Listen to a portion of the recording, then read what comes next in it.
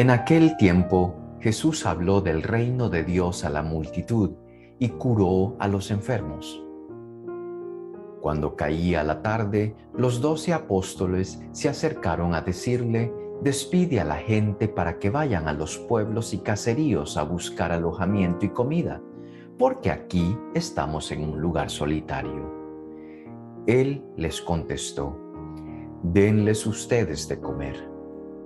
Pero ellos le replicaron: «No tenemos más que 5 panes y 2 pescados, a no ser que vayamos nosotros mismos a comprar víveres para toda esta gente». Eran como 5,000 hombres. Entonces Jesús dijo a sus discípulos: «Hagan que se sienten en grupos como de 50». Así lo hicieron, y todos se sentaron. Después Jesús tomó en sus manos los 5 panes y los 2 pescados, y levantando su mirada al cielo, pronunció sobre ellos una oración de acción de gracias. Los partió y los fue dando a los discípulos para que ellos los distribuyeran entre la gente. Comieron todos y se saciaron, y de lo que sobró se llenaron 12 canastos. Este domingo estamos celebrando la fiesta de Corpus Christi. No solamente es la fiesta de un pan, es la fiesta de ese regalo alimenticio espiritualmente de Jesucristo. Se van a fijar en la lectura del Evangelio que Jesús, como buen pastor, sabe lo que las ovejas necesitan. 1, las fue a buscar. 2, les habla del reino de Dios. 3, sabe que están hambrientas y les deja entonces ese pan que los alimentará. Será un entrenamiento para los discípulos, y es lo que la fiesta de Corpus Christi nos quiere meter en el corazón, en la mente y en el alma. Que Jesús, como buen pastor, conoce lo que su rebaño necesita, y que si alguien quiere ser buen cristiano, buen pastor, tiene que ser al estilo de Cristo. Y 2, que necesitamos nosotros que también Él nos alimente. Corpus Christi, vemos el cuerpo de Cristo, lo vemos dentro de la custodia, lo veneramos, lo adoramos, pero también recordamos que ese pedazo de pan tiene que venirse a mí, que yo lo tengo que comer, que ese pedazo de pan no lo entregó Jesucristo para que lo tuviéramos de adorno, sino para que lo encarnáramos.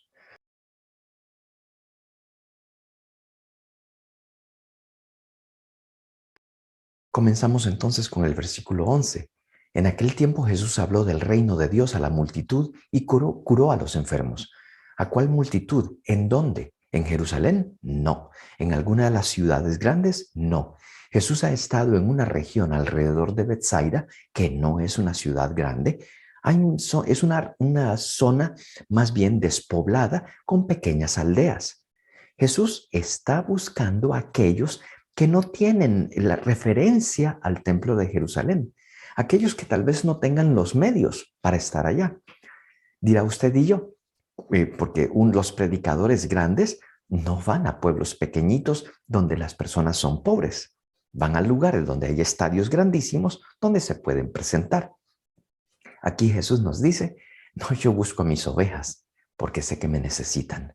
¿Y qué hace Jesús con las ovejas? En ese versículo 20 del capítulo 9 de San Lucas, dice: les habla del reino de Dios. ¡Qué lindo! Él los trata como personas grandes, maduras, y les va a hablar de los secretos del reino de Dios a ellos. Los hace partícipes de este proceso. 2, también curó a sus enfermos. Me encanta. Está en despoblado, no está en Jerusalén de nuevo. No es por interés que está con ellos, es porque es buen pastor. Lo que sí sabemos es que espiritualmente Jesús reconstruye la vida, Jesús ayuda a construir una vida de Dios en personas que lo necesitan, y Él es el que las busca, no por interés para Él, sino para ellas. Con razón Jesús, si fuese el hijo del carpintero, con ese oficio, Él ayuda a sanar, ayuda a reponer, ayuda a poner en orden las cosas en la vida de las personas. tanto espiritualmente como físicamente. Tenemos a un Jesús que no busca a sus ovejas por interés personal, sino para que ellos se llenen de Dios, tanto en cuerpo como en alma.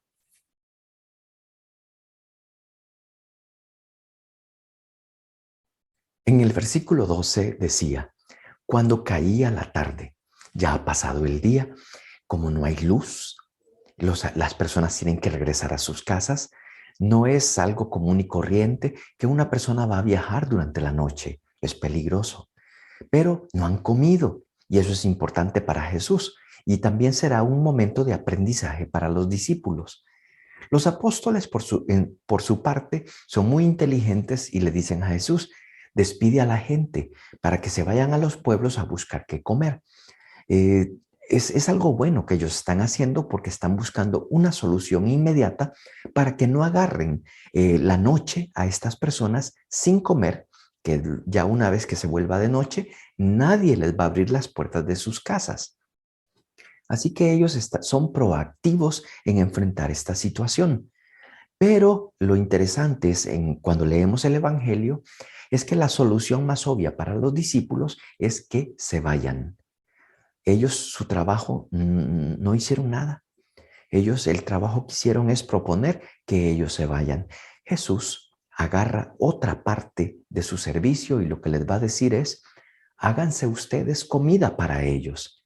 En el texto dice, denles ustedes de comer, pero en el texto griego está diciendo de esa manera, es háganse ustedes comida, dense ustedes como comida para ellos. Es decir, compromete tu carne y tu vida a lo que está sucediendo al frente tuyo. No solamente lo veas con los ojos, no solamente tomes decisiones que no te afectan, que afectan a los demás, pero que entonces tú pongas tu carne, que tú seas la respuesta viviente para las situaciones de los hermanos que están alrededor tuyo. Es fácil ver a los toros fuera del ruedo. Uno hasta recomendaciones le puede dar al torero, pero no se mete. Y es justamente Jesús diciéndole a los discípulos, necesito que ustedes se metan al ruedo. Necesito que ustedes sean pan para estas personas pobres, estas personas que no vienen de alcurnia, pero que necesitan hoy de un pan vivo bajado del cielo, necesitan de ustedes.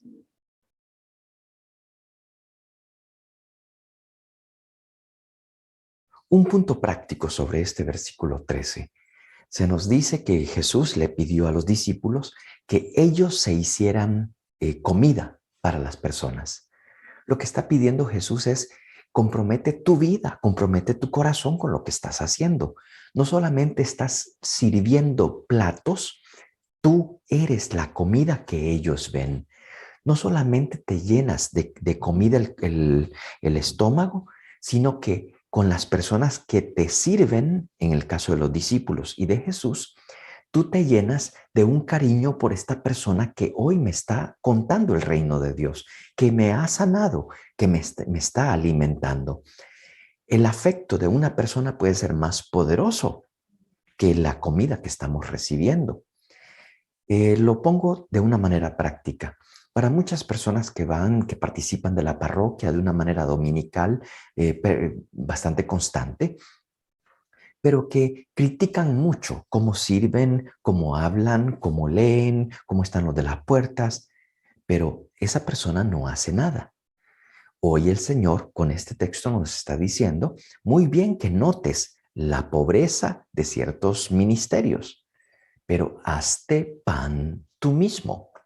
Que tu servicio y que tu adoración no solamente sea con un poquito de oración, sino que se vuelva carne. Hazte pan para esas personas.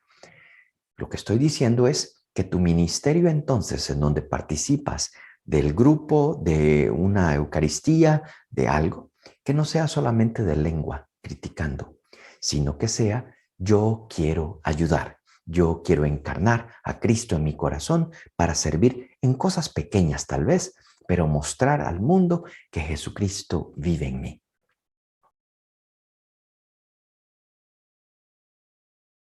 La respuesta de los discípulos es obvia. No tenemos nada. Lo único que tenemos son 5 panes y 2 peces. Yo digo siempre, haga la suma. Cuando le den cantidades en el Evangelio, sume las cantidades que le dan. 5 más 2, 7. 7 como los 7 días en los que fue creado el mundo. Quiere decir que hay una plenitud. Hay algo que está completo allí. Así que, de alguna manera, estos discípulos que están con Jesús tienen algo pleno y pueden compartirlo. Ellos no lo saben todavía, pero Jesús los va a entrenar. La parte más obvia para ellos es que se vayan.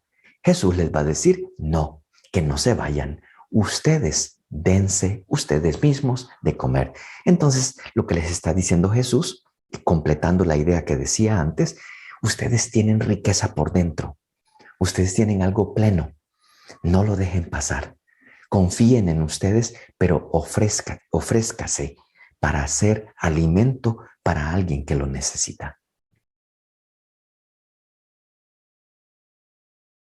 Dice el texto que eran 5,000 varones.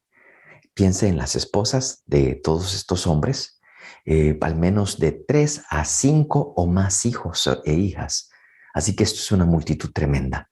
¿Cómo vamos a tener suficiente pan para todos? Es obvio que la preocupación de los discípulos era obvia y era cierta. Pero Jesús tiene algo más. Y les dice a los discípulos entonces, hagan que se sienten en grupos como de 50. Esto es importante. Por un lado, el sentarse es una actitud de una persona que tiene poder. Los esclavos no se sientan. A los pobres muchas veces no los invitan a sentarse porque no tienen los medios. Les piden que se vayan. Hay ciertos maestros que cargan su propia sillita para sentarse, para decir estamos por sobre ustedes. Jesús quiere que esta multitud se siente. Y lo que está diciendo es, yo quiero darles dignidad. Lo que voy a hacer después es otra cosa también de dignidad, pero necesito que ellos se sientan que son dignos de este momento. El reino de Dios se les ha predicado, algunos han sido sanados y hoy quiero decirles a todos que usted vale para Dios. Siéntese, lo vamos a servir. Ahora entra Jesús y dice, tomó en sus manos los 5 panes y los 2 pescados. Levantando su mirada al cielo, eso no quiere decir que hizo con la cabeza para mirar al cielo. Levantando su mirada al cielo es una actitud de oración, pero ya la actitud implica algo, que la persona está orando. Y más cuando se habla del reino de los cielos, es que se está hablando del reino de Dios. Levantando entonces su mirada al cielo, cambia la palabra cielo por Dios. Levantando su mirada al Padre Dios. ¿Y dónde está el Padre Dios? Está arriba. Para Jesús está al frente de él.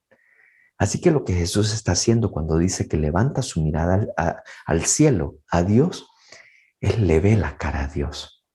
Jesús conoce entonces ese deseo del Padre de entregarse plenamente por su pueblo. Jesús conoce la sonrisa de Dios. Cuando toma esos panes y ve la cara de Dios, él sabe, Dios proveerá. Y por eso dice el texto, pronunció entonces, una vez que hubo levantado sus ojos al cielo, que vio la cara de Dios, hizo una oración de acción de gracias. No le hizo una súplica al Señor, te ruego que por favor me hagas este favor. Gracias, gracias. Lo mismito pasó con Jesús cuando llegó donde estaba Lázaro, que estaba en la tumba. La oración de Jesús fue, gracias Señor, porque siempre me escuchas, porque ya me has escuchado.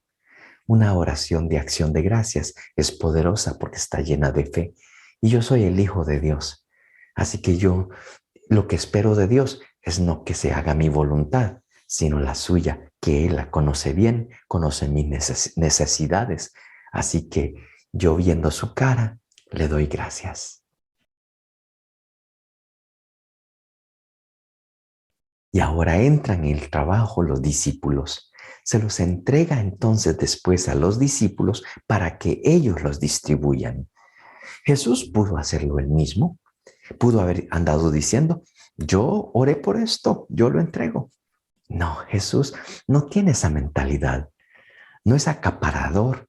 Por el contrario, nos llena de poder, digamos, de un poder de servicio, del poder divino, de decirnos, tú también eres escogido por Dios y yo te lo pongo en tus manos, pero entonces entrégalo a alguien más.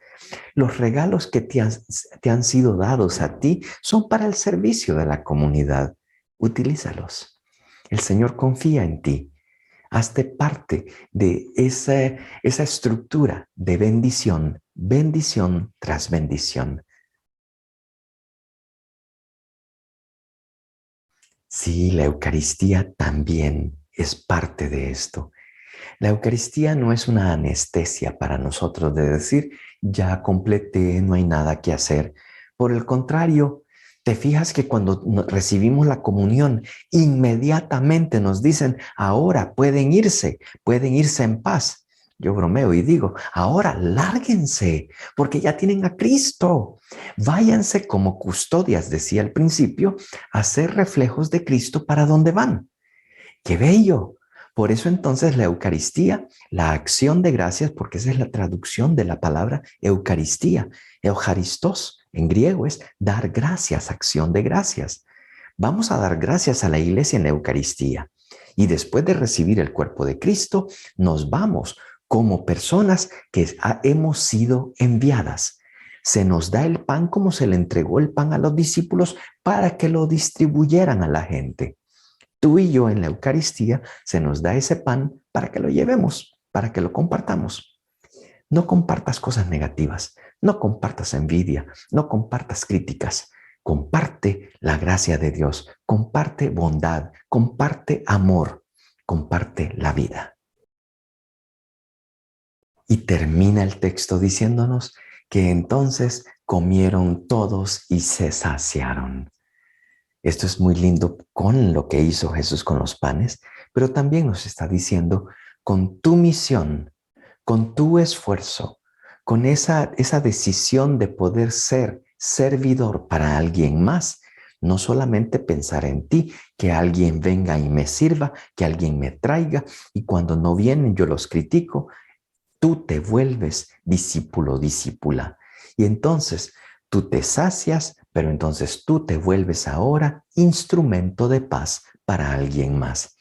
Esto quiere decir que esta fiesta de Corpus Christi, de acuerdo a este texto, nos está diciendo, ahora es hora de volverse pan partido. Es el tiempo de que el cuerpo que estás recibiendo, encarnado en ti, pueda darse a alguien más. El Señor se ha entregado para que pases también la bendición a otra persona. Es fuerza para los débiles. Para los pecadores es el perdón. Este cuerpo de Cristo por eso se admira, pero se come, se lleva y se comparte.